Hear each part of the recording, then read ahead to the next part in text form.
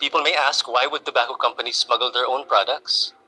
Well, the first reason we can think of is the tobacco industry uses the illicit trade argument to lobby against excise tax increases, which they're doing now in the Philippines, as well as all other tobacco control policy measures.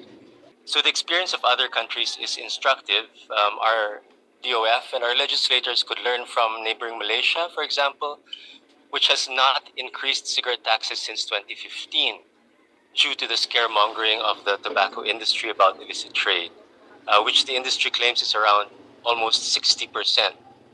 So very, very high. And for the information of everyone, the global incidence of illicit tobacco trade has hovered around 12% for the past 25 years. So it's not really gone up. So 60% is really a concerning number.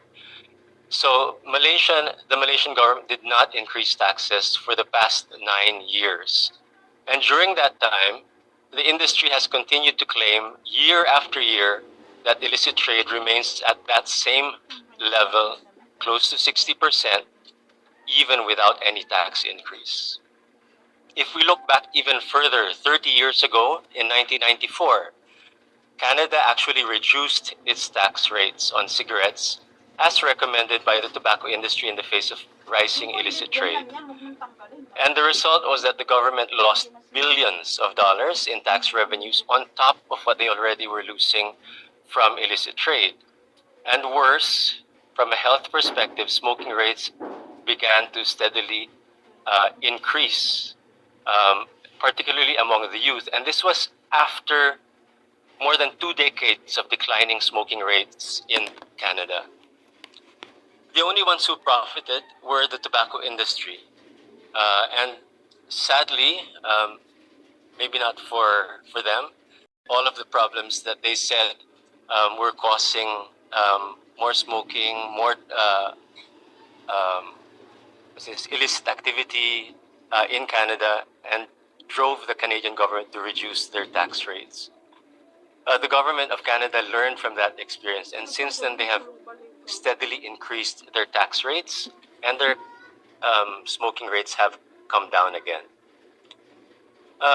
In fact, it is the tobacco industry that is fueling illicit trade all over the world.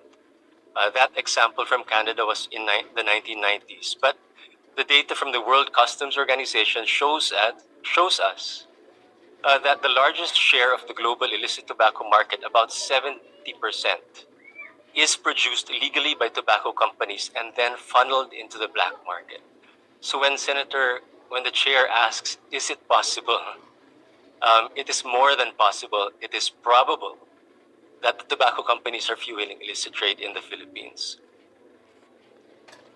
People may ask, why would tobacco companies smuggle their own products?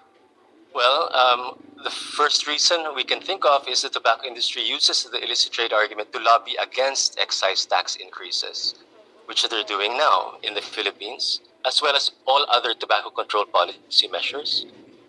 Also, lower prices of illicit products make them more affordable, and therefore more people will be smoking. It will encourage uptake and discourage quitting, which is favorable for the industry. And finally, the bottom line, tobacco companies are paid, whether it is legal or illegal.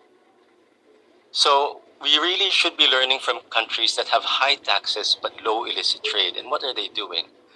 They're investing in law enforcement, tracking and tracing systems, as mentioned by AER, measures that are contained in the WHO FCTC protocol to eliminate illicit trade in tobacco products. The solution is not in stopping or reducing tobacco tax increases. Thank you, Madam Chair. Thank you very much for this opportunity. I will not anymore elaborate on the on the others' statement, but for health justice, we strongly oppose any proposal or any bill, particularly right now in the House of Representatives, what we call the sin tax sabotage bill, because this measure threatens public health, undermines international obligations under the WHO FCTC, and reverses years of progress in reducing smoking prevalence. This moratorium is directly violative, or it violates the Philippines' international legal commitments and is inconsistent with our Supreme Court's affirmation that the FCTC is part of our domestic law. Article 6 of the FCTC underscores that price and tax measures are essential tools to deter tobacco use. Halting tax increases not only contradicts this obligation, but also sets a dangerous precedent, weakening the nation's credibility in global health initiatives. This proposal would make tobacco more affordable, thereby fueling consumption, as mentioned by our doctors, creating new smokers, and reversing our public health gains.